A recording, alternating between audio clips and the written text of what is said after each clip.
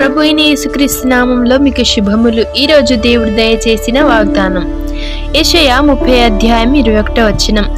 మీరు కుడి తట్టైనను ఎడమ తట్టైనను తిరిగినను ఇదే త్రోవ దీనిలో నడువుడి అని నీ వెనుక నుండి ఒక శబ్దము నీ చెవులకు వినబడును.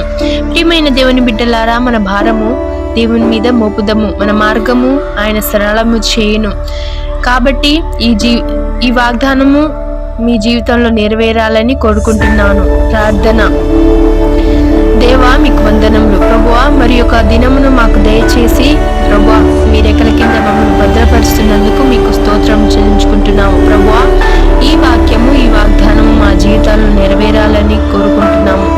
తండ్రి, ప్రభువా మీరే సహాయం దయచేయమని, చిన్ని ప్రార్థన ఆలకించమని యేసుక్రీస్తు నామం పేరిట అడిగి వేడుకొంచున్నాం మా పరమ తండ్రి. ఆమేన్.